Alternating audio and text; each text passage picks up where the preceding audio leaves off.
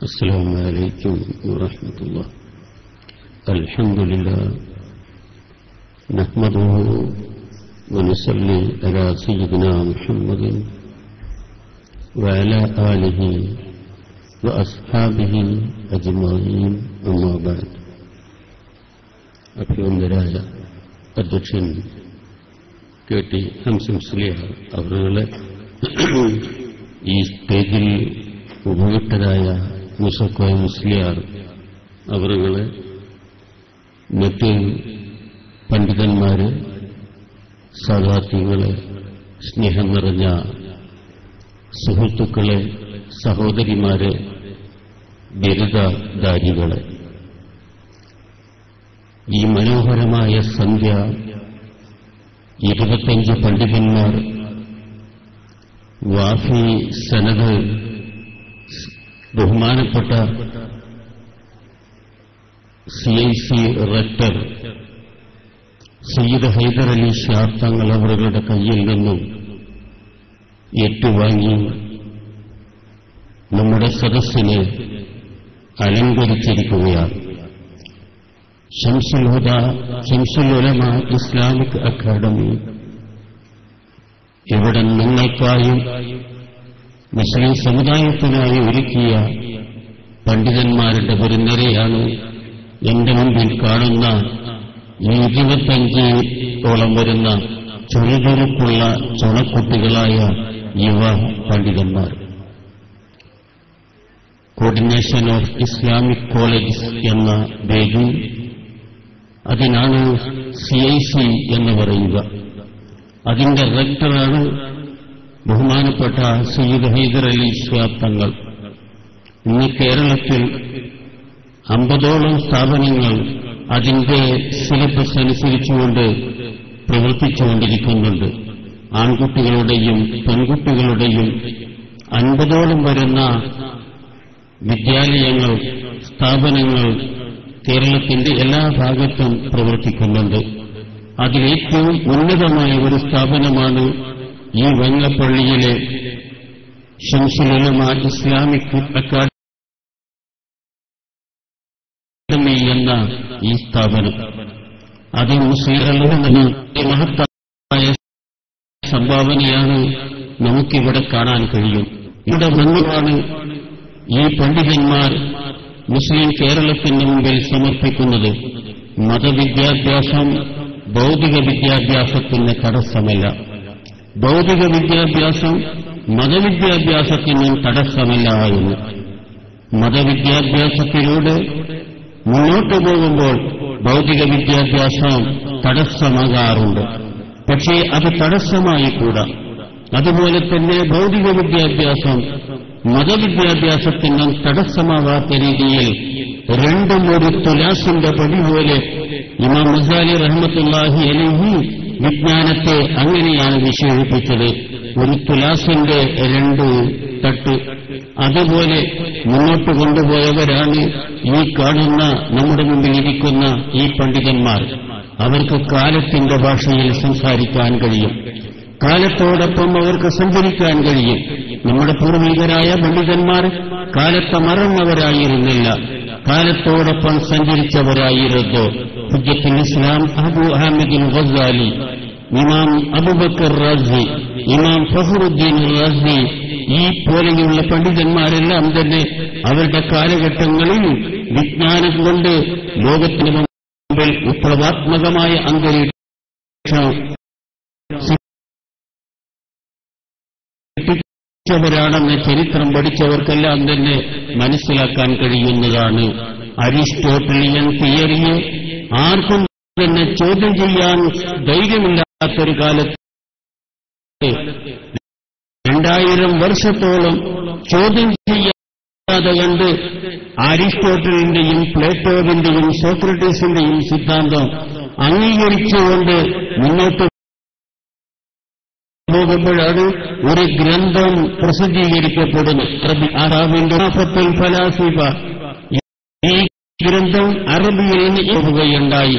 കാരണം 2000 വർഷത്തോളം ചോദ്യം ചെയ്യാതെ അംഗീകരിച്ച അരിസ്റ്റോട്ടലിയൻ തിയറിയും പ്ലേറ്റോവിന്റെ സിദ്ധാന്തങ്ങളും സോക്രട്ടീസിന്റെ സിദ്ധാന്തങ്ങളും എല്ലാം തന്നെ പെട്ടെന്നൊരു അട്ടിമറി നടത്തി മുഴുവനും തന്നെ തകർത്തിരിക്കുന്നു.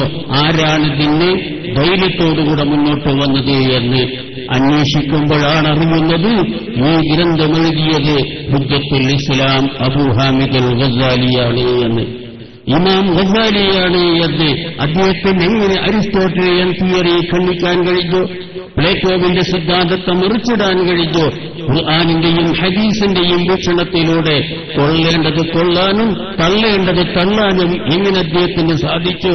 അദ്ദേഹം അരിസ്റ്റോട്ടലിയൻ തിയറി പഠിച്ചതുകൊണ്ടാണ്. വാസ്തവത്തിൽ അരിസ്റ്റോട്ടലിന്റെയും പ്ലേറ്റോവിന്റെയും സിദ്ധാന്തങ്ങൾ അക്കാലത്തെ ഗ്രീക്ക് ഭാഷയിലാണ്, യവന ഭാഷയിലാണ്, ഹിബ്രു ഭാഷയിലാണ്. നമ്മുടെ പൂർവികന്മാരായ പണ്ഡിതന്മാർ ആ ഭാഷ പഠിച്ചു. ആ കാലഘട്ടത്തിൽ ഇസ്ലാമിന് ഏറ്റവും വലിയ വെല്ലുവിളിയായിരുന്നു ആ സിദ്ധാന്തങ്ങളെല്ലാം തന്നെ. അതിനെ മുഴുവനും തന്നെ നേരിട്ടുകൊണ്ടിട്ട് ഈ ദീനിനെ നിലനിർത്താൻ അവരിവിടെ മുന്നോട്ട് വരികയും ചെയ്തു. ചരിത്രത്തിലൂടെ ഒരു വലിയ സഞ്ചാരം നടത്തുകയാണെങ്കിൽ ഇവിടെ വിജ്ഞാനത്തിന്റെ എല്ലാ മേഖലകളിലേക്കും ഇറങ്ങിത്തിരിച്ചവർ നമ്മുടെ പൂർവികന്മാരായ പണ്ഡിതന്മാരായിരുന്നു. രസതന്ത്ര ശാസ്ത്രത്തിന് ഊടും പാവും നൽകിയ ഖവാരിസിമിയും ഗണിതശാസ്ത്രത്തിന്റെ ചക്രവർത്തിയായ ജാബിർ ഇബ്നു ഹയ്യാനും അരിസ്റ്റോട്ടലിയൻ തിയറിയെ പൊളിച്ചെഴുതിയ ഇമാം ഗസാലിയും വൈദ്യശാസ്ത്രത്തിന് മുഖവര തയ്യാറാക്കിയ ഇബ്നു സീനയും ചരിത്രത്തിന് ശാസ്ത്രീയ രീതി പഠിപ്പിച്ചുകൊടുത്ത അല്ലാമ ഇബ്നു ഖൽദൂനോ ആകാശത്തിലൂടെ സഞ്ചരിക്കുന്നൊരു വാഹനം ഇവിടെ നിർമ്മിക്കണം, അതായത് വിമാനം ഇവിടെ ഉണ്ടാകണമെന്ന് ആഗ്രഹിച്ച അബ്ബാസ് ഇബ്നു ഫർസാനിയും അതുപോലെ തന്നെ സർജറിയുടെ പിതാവായ അബുൽ ഖാസിം അശ്ശഅറാബിയും ആ കാലഘട്ടത്തിലെ ആലിമായിരുന്നു. അതുപോലെ തന്നെ ഇരുത്തം വന്ന ശാസ്ത്രജ്ഞന്മാരുമായിരുന്നു, ഇരുത്തം വന്ന പണ്ഡിതന്മാരുമായിരുന്നു. രണ്ട് വിജ്ഞാനവുമുള്ളവരായിരുന്നു. അതുകൊണ്ടവർക്ക് വേഗം തന്നെ മുന്നോട്ട് നീങ്ങാൻ കഴിയും. ഇസ്ലാമിന്റെ കാഴ്ചപ്പാട് അതാണ്. കാരണം ഒരു വിജ്ഞാനത്തെ തള്ളിക്കൊണ്ടല്ല. ഇസ്ലാമിന്റെ വീക്ഷണത്തിൽ വിജ്ഞാനം ഫീ നഫ്സിൽ ഒന്നാണ്. അതിനാണ് ഇൽമ് എന്ന് പറയുക. വാസ്തവത്തിൽ വിദ്യാഭ്യാസമാണ് ഈ ലോകത്തിന് അന്തസ്സും അഭിമാനവുമുള്ളൊരവസ്ഥയിൽ നിലനിർത്തുന്നത് എന്ന് 8ാം നൂറ്റാണ്ടിൽ യൂറോപ്പിനെ കേൾപ്പിച്ചവർ നമ്മുടെ പൂർവികന്മാരായിരുന്നു, നമ്മുടെ പിതാക്കന്മാരായിരുന്നു. 8ാം നൂറ്റാണ്ടിൽ ദക്ഷിണ യൂറോപ്പിന്റെ തെക്കൻ ഭാഗമായ സ്പെയിൻ മുസ്ലിമീങ്ങൾ കീഴടക്കി. അതിനെ തുടർന്നുകൊണ്ട് ഗ്രാനഡയും അവർ കീഴടക്കി. ഗ്രാനഡ നഗരം അവർ കീഴടക്കിയപ്പോൾ മുസ്ലിം സുൽത്താൻമാര് പറഞ്ഞു, ഗ്രാനഡയിലേക്ക് കടക്കുന്നിടത്ത് ഒരു കവാടമുണ്ടാക്കാൻ, ഒരു ഗേറ്റ് ഉണ്ടാക്കാൻ. ആ ഗേറ്റിന്റെ മുകളിൽ അന്ന് വരെ എഴുതിവെച്ച വാക്ക് ചരിത്രകാരനായ ഹിറ്റി ചരിത്ര ലോകത്തെ അറിയിക്കുന്നുണ്ട്. The world supported by 4 things. 4 കാര്യങ്ങളാണ് ഒരു രാഷ്ട്രത്തെ നിലനിർത്തുന്നത്. 4 കാര്യങ്ങളാണ് ഒരു രാഷ്ട്രത്തെ നിലനിർത്തുന്നത്.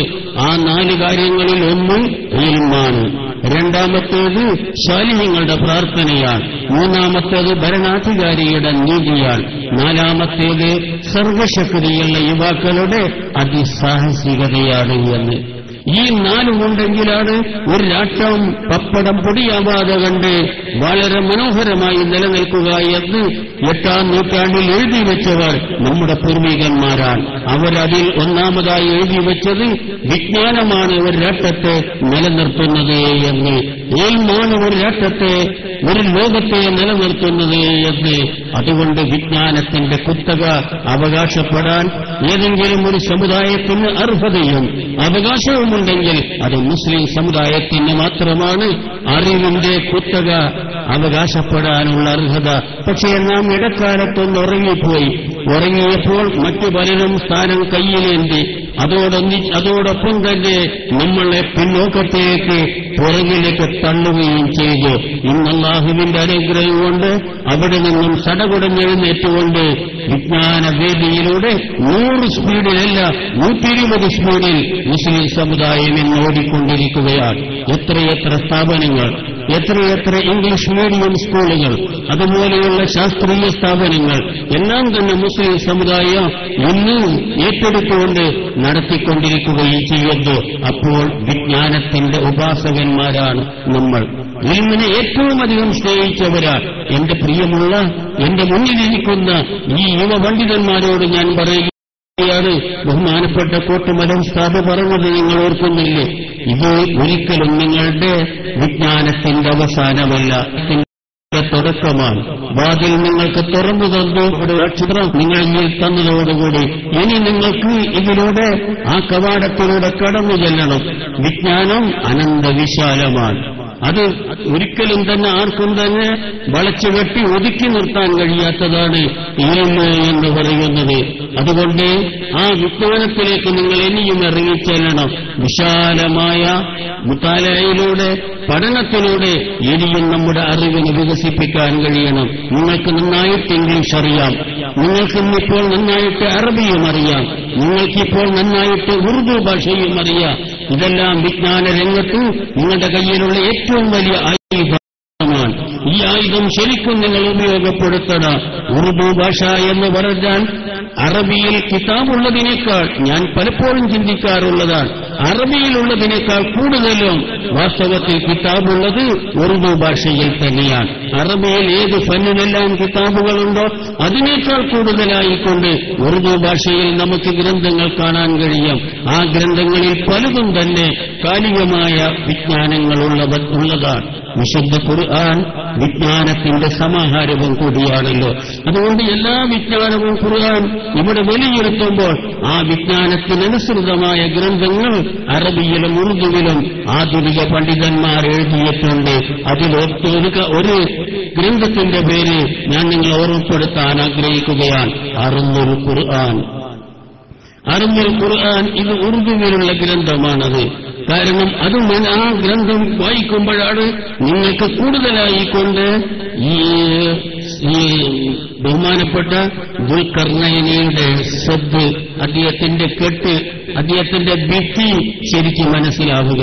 ദുൽഖർനൈനിയുടെ ആ സദ് മനസ്സിലാക്കണമെങ്കിൽ, അതിന്റെ സ്ഥലം ഭൂമിശാസ്ത്രപരമായി കൊണ്ട് മനസ്സിലാക്കണമെങ്കിൽ അറുന്നുൽ ഖുർആൻ വായിച്ചാൽ ശരിയാവണ്ണം അറിയാൻ കഴിയും. ലൂത്ത് നബി അലൈഹി ഇസ്ലാമിന്റെ ജനതയെ അള്ളാഹു നശിപ്പിച്ച ആ ചാവുകടലുള്ള ഭാഗങ്ങളെല്ലാം മനസ്സിലാക്കണമെങ്കിൽ അറുന്നുൽ ഖുർആൻ ശരിയാവണ്ണം വായിക്കുകയാണെങ്കിൽ മനസ്സിലാക്കാൻ കഴിയും. അല്ലാമ സുലൈമാൻ നദവി എന്ന പ്രശസ്തനായ പ്രതിഭാശാലിയായ മഹാപണ്ഡിതൻ എഴുതിയ ഗ്രന്ഥമാണ് അറുന്നുൽ ഖുർആൻ, ഖുർആനിന്റെ ഭൂമിശാസ്ത്രം.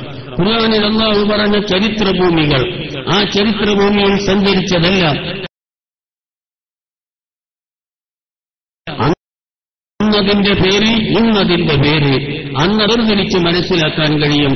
ആ കാലഘട്ടത്തിലുള്ളതുപോലെയല്ല ഇന്നത്തെ ഭൂമിയുടെ പേരെല്ലാം തന്നെ. ഉദാഹരണത്തിന് നാം പറയുക, മദിയൻ എന്ന് അറബികളോട് ചോദിച്ചാൽ ബഹുമാനപ്പെട്ട ശുഐബ് നബി അലൈഹിസ്സലാമിന്റെ നാട് മദിയനാണ്. അവിടേക്കാണ് അല്ലാഹു തആല ശുഐബ് നബിയെ നിയോഗിച്ചത്. പക്ഷെ മദിയൻ എവിടെയെന്നൊരു അറബിയോട് ബഗ്ദാദിൽ ചെന്നുകൊണ്ട് ചോദിച്ചാൽ അവൻ അത് മനസ്സിലാക്കുകയില്ല.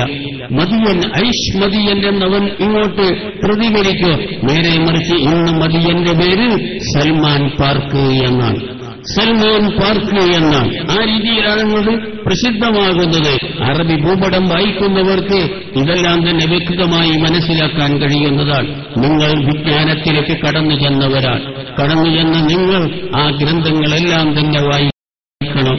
ഉറുദുവിലുള്ള ധാരാളം ഗ്രന്ഥങ്ങൾ, ഇംഗ്ലീഷിലുള്ള ഗ്രന്ഥങ്ങൾ, അതുപോലെ തന്നെ അറബിയിലുള്ള അത്യന്താധുനികമായ ഗ്രന്ഥങ്ങൾ, പല വിഷയങ്ങളെ സംബന്ധിച്ച് ലളിതമായി കൊണ്ട് വിവരിക്കുന്ന ധാരാളം അറബിയിലുള്ള കിതാബുകൾ നിങ്ങളിപ്പോൾ പഠിച്ചിട്ടുണ്ട്. വാസ്തവത്തിൽ നിങ്ങൾ ഗ്രന്ഥങ്ങളിൽ തന്നെ ആധുനികമായ പല ഗ്രന്ഥങ്ങൾ സിലബിൽ കൂടിയിട്ടുണ്ട്. അതുകൊണ്ട് നിങ്ങൾക്ക് മോഡേൺ അറബി നന്നായിട്ട് അറിയാൻ കഴിയും.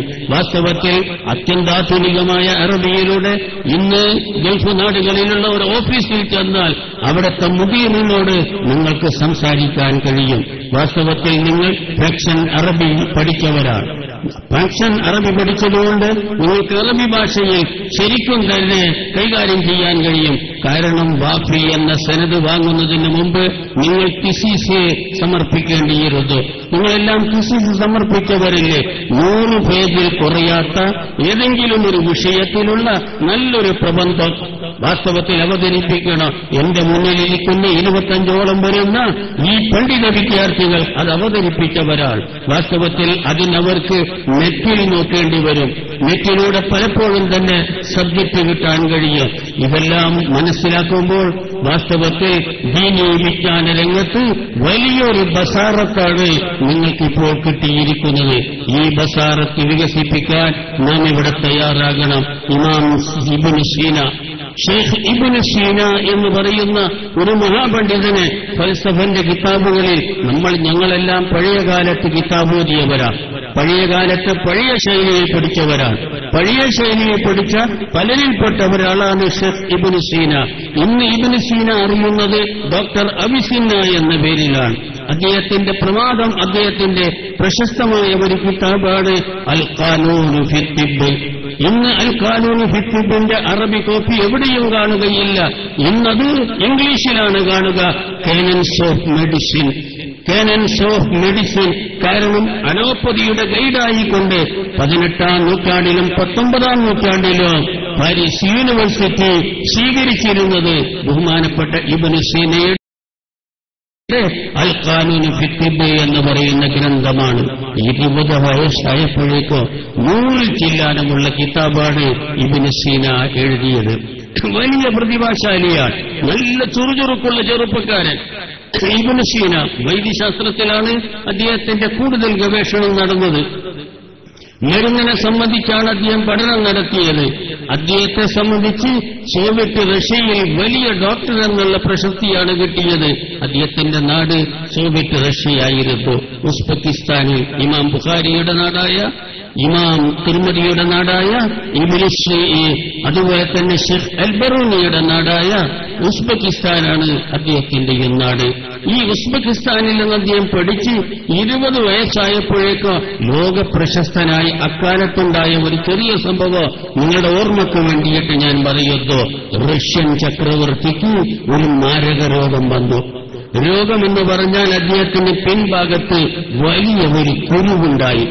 ആ കുരു അങ്ങ് പഴുത്ത് വൃണമായി, വേദന അസഹ്യമായി. വേദന അസഹ്യമായതോടുകൂടെ തന്നെ പല ഡോക്ടർമാരും അദ്ദേഹത്തെ പരിശോധിക്കാൻ വേണ്ടി വന്നു. പക്ഷേ ചക്രവർത്തിക്ക്, ഈ റഷ്യൻ ചക്രവർത്തിക്ക് ഒരു ശാഠ്യമുണ്ട്. അദ്ദേഹം പറയും, മരുന്ന് ഞാൻ കഴിക്കില്ല എന്ന്. മരുന്ന് ഞാൻ കഴിക്കില്ല, പുരട്ടാനുള്ള മരുന്നും കഴിക്കില്ല, അകത്തേക്ക് കഴിക്കാനുള്ള മരുന്നും കഴിക്കില്ല. അല്ലാത്ത വല്ലതും എനിക്ക് നൽകണമെന്ന്. അല്ലാത്തത് പിന്നെ എന്താ നൽകാൻ കഴിയുക? ഒന്നുകിൽ മരുന്ന് ഉള്ളോട്ട് കഴിക്കണം, അതല്ലെങ്കിൽ മരുന്ന് പുറത്തുനിന്ന് പുരട്ടണം. ഇത് രണ്ടും സമ്മതിക്കുകയില്ല. ആദ്യം പല ഭാഗത്തുനിന്നും ഡോക്ടർമാർ വന്നു. പക്ഷേ അവരെല്ലാം ദേഷ്യം പിടിച്ചുകൊണ്ട് മടങ്ങിപ്പോവുകയാണുണ്ടായത്. അവസാനം ആരോ പറഞ്ഞു, ഒരു ചെറുപ്പക്കാരൻ, ഒരു യുവാവായ ഡോക്ടറുണ്ട്, അദ്ദേഹം റഷ്യയിലാണ് തന്നെയാണുള്ളത്, ഉസ്ബെക്കിസ്ഥാനിലാണുള്ളത്, നമുക്ക് അദ്ദേഹത്തെ വിളിക്കാമെന്ന്. അദ്ദേഹത്തെ വിളിക്കാൻ വേണ്ടി പോയി. വിളിക്കാൻ പോയത് ചക്രവർത്തിയുടെ വലിയ ഉദ്യോഗസ്ഥന്മാരായിരുന്നു. അവർ ചെന്ന് ഈ ഡോക്ടറുടെ അരികത്ത് ഷെയ്ഖ് ഇബ്നു സീന എന്ന യുവാവിന്റെ അരികെ ചെന്നപ്പോൾ അദ്ദേഹത്തെ കണ്ടപ്പോൾ അവർക്ക് അത്ര കണ്ണിൽ പിടിച്ചില്ല. താടിയും മീശയും വന്നിട്ടില്ല. ചെറിയ ഒരു ചെറുപ്പക്കാരൻ പയ്യൻ. ഈ ഇദ്ദേഹത്തെയാണോ മഹാരാജാവിന്റെ അരികത്തേക്ക് ചികിത്സയ്ക്ക് കൊണ്ടുപോകുന്നത്? പലരും രാജാവിന് ഇഷ്ടപ്പെടാതെ കണ്ട തള്ളിയ സമയമാണത്. ഈ സമയത്ത് ഈ സാധാരണ ഈ ചെറുപ്പക്കാരന് അതും താടി മുളച്ചിട്ടില്ല, മീശയും വന്നിട്ടില്ല, കാലിന്റെ ചുവപ്പ് നിറവും മാറിയിട്ടില്ല. അത്രയും ചെറുപ്പക്കാരൻ. അദ്ദേഹത്തെ കൊണ്ടുചെന്നാൽ രാജാവ് തന്നെ നമ്മൾ അധിക്ഷേപിക്കില്ലേ എന്ന്. അവസാനം ഏതായിരുന്നാലും ഡോക്ടറോടൊന്ന് സംസാരിക്കാം. ഇബ്നു സീനയോട് ഇവർ സംസാരിച്ചപ്പോൾ ഇബ്നു സീന പറഞ്ഞു, ഞാൻ ചികിത്സിക്കാം എന്ന്. ഞാൻ ചികിത്സിക്കാമെന്ന്. അപ്പോൾ ഇവർ പറഞ്ഞു, നമ്മുടെ രാജാവിന്, നമ്മുടെ റഷ്യൻ ചക്രവർത്തിക്ക് ഇങ്ങനൊരു ഡിമാൻഡുണ്ട്, മരുന്ന് ഉള്ളോട്ട് കഴിക്കില്ല, പുറത്ത് മരുന്നൊന്നും തേക്കുകയുമില്ല എന്ന്. കുറുവാണെങ്കിലോ വലുതായിരിക്കുന്നു, അത് പഴുത്തിരിക്കുന്നു. അതിന്റെ വേദന ചക്രവർത്തിക്ക് അസഹ്യമായി അനുഭവപ്പെടുകയും ചെയ്യുന്നുണ്ട്.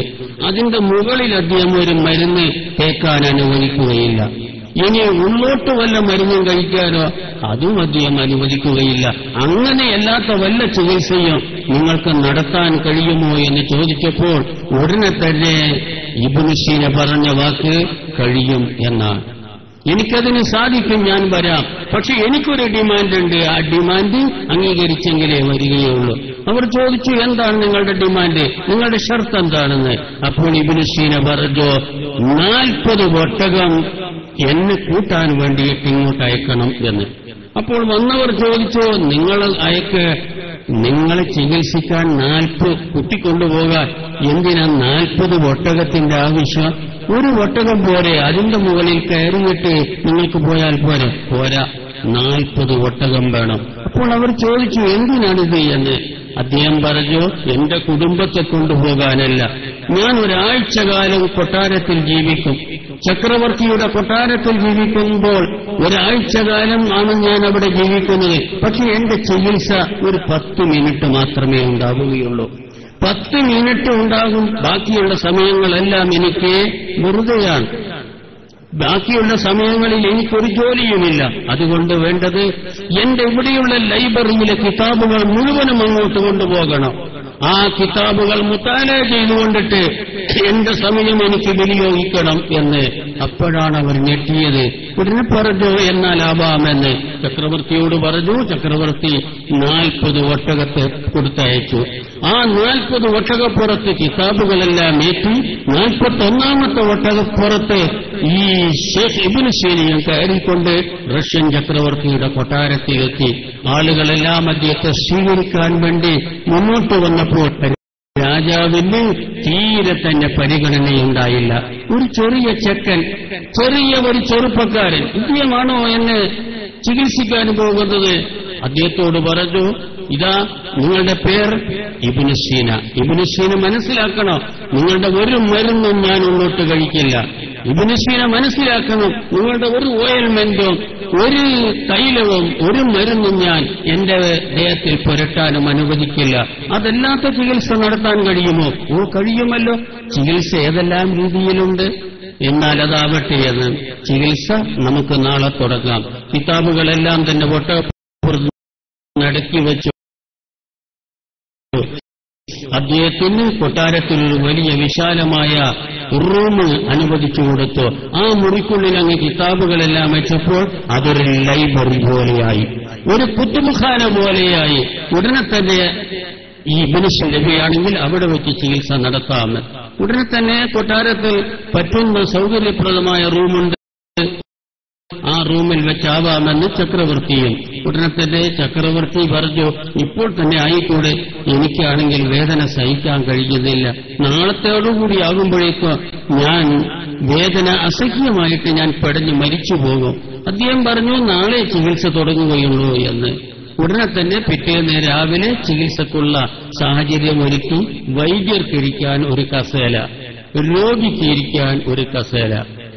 എന്നിട്ട് രോഗിയുടെ 2 ഭാഗത്തും വിശറി കൊണ്ട് വീശിക്കൊടുക്കാൻ 2 പേരെയും. ഇതാണ് വൈദ്യരുടെ നിർദ്ദേശം. രോഗി ഇരിക്കണം, അതുപോലെ തന്നെ എനിക്കിരിക്കാനും വേണ്ടിയുള്ള ഒരു ചെയർ വേണം. അതുപോലെ തന്നെ രോഗി ആരാണ്? ചക്രവർത്തിയാണ്. ചക്രവർത്തിക്ക് ആഡംബരം നിറഞ്ഞ വലിയ ഒരു ചെയർ ഇരിക്കാനുള്ള ഒരു സൗകര്യമുണ്ടാക്കി. 2 ഭാഗത്ത് നിന്നുകൊണ്ടിട്ട് വിശറി കൊണ്ടിങ്ങനെ വീശാനും തുടങ്ങി. വിശറി കൊണ്ടിങ്ങനെ വീശിക്കൊണ്ടിരുന്നു. വീശുകയും വേണം. അതിനിടയിലാണ് ചികിത്സ. ഇങ്ങനെ വീശിക്കൊണ്ടിരിക്കുന്നു. അപ്പോൾ ഇബ്നു സീന തന്റെ ബാഗിൽ നിന്ന് ഒരു മരുന്നെടുത്തു. ആ മരുന്നെടുത്തുകൊണ്ടിട്ട് അദ്ദേഹം തന്റെ കയ്യിലങ്ങ് വെച്ചു. കയ്യിൽ വെച്ചുകൊണ്ടിട്ട് അതങ്ങ് പൊടിച്ചു, വെച്ചങ്ങോട്ട് വരതിയപ്പോൾ ഇവരിങ്ങനെ വീശിക്കൊണ്ടിരിക്കുകയാണ്. വീശിക്കൊണ്ടിരിക്കുന്നതിനിടയിൽ ആ സാധനത്തിന്റെ പൊടി, അതിന്റെ ധൂമപടലങ്ങൾ ഇദ്ദേഹത്തിന്റെ ആ കുരുവിന്മേലങ്ങ് പതിയുന്നു. അതങ്ങ് അതിന്മേൽ പതിയുന്നു. ഉടനെ തന്നെ ചികിത്സ നിന്നു. ചികിത്സ കഴിഞ്ഞു. ഇനി പിറ്റേന്നും അങ്ങനെ തന്നെ, പിറ്റേന്നും അതുപോലെ തന്നെ. മൂന്നാമത്തെ ദിവസം കുരു അങ്ങ് പൊട്ടി ഒലിച്ചതോടുകൂടി അതിന്റെ എല്ലാം ഒലിക്കാൻ തുടങ്ങി. മൂന്നാമത്തെ ദിവസം ഒരു ചെറിയ കരിങ്കൽ കഷ്ണം കൊണ്ടുവന്നു. ആ കരിങ്കല്ലിന്റെ മുകളിൽ വേറൊരു മരുന്ന് വെച്ചു. ആ മരുന്ന് അദ്ദേഹം ഇങ്ങനെ വരതാൻ തുടങ്ങി. ഈ വരതാൻ തുടങ്ങുന്നതിനിടയിൽ ഇവരിങ്ങനെ വീശിക്കൊണ്ടിരിക്കുക. വീശുമ്പോൾ അതിന്റെ സ്മെല്ല് ഈ മുറിയുടെ മുകളിൽ, വൃണത്തിന്റെ മുകളിൽ ചെന്നടിക്കുകയാണ്.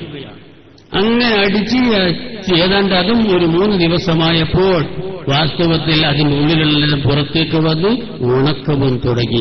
രാജാവിന് എന്തൊന്നില്ലാത്ത സന്തോഷം, ചക്രവർത്തിക്ക് എന്തൊന്നില്ലാത്ത സന്തോഷം. ഉള്ളോട്ട് മരുന്ന് കഴിക്കേണ്ടി വന്നില്ല, പുറത്ത് മരുന്ന് പുരട്ടേണ്ടിയും വന്നില്ല. ഇദ്ദേഹം വളരെ മിടുക്കനാണ്. പേര് ചോദിച്ചു, അദ്ദേഹത്തിന്റെ കുടുംബത്തെപ്പറ്റി ചോദിച്ചു. ഉടനെ തന്നെ പോകാൻ നേരത്തൊരു പാരിതോഷികം കൊടുക്കാമെന്ന് വെച്ചു. പാരിതോഷികം എന്താവണമെന്ന് റഷ്യൻ ചക്രവർത്തി മറ്റു മന്ത്രി പുണ്യവന്മാരെയും ഉദ്യോഗസ്ഥന്മാരെയും അടിച്ചിട്ട് കൊടുക്കുക. അവസാനം ചക്രവർത്തി പറഞ്ഞു, ഞാൻ ആഗ്രഹിക്കുന്നത് റഷ്യയുടെ പ്രധാനമന്ത്രി പദം ഈ യുവാവിന് നൽകാനാണ് എന്ന്. അദ്ദേഹം ഇവിടെ തന്നെ നിൽക്കട്ടെ, നമ്മുടെ കൊട്ടാരത്തിൽ അദ്ദേഹം താമസിക്കട്ടെ, എന്നിട്ട് റഷ്യയുടെ ഭരണം ഈ ചെറുപ്പക്കാരൻ ഏറ്റെടുക്കണം, പ്രധാനമന്ത്രി പദം കൊടുക്കാമെന്ന്.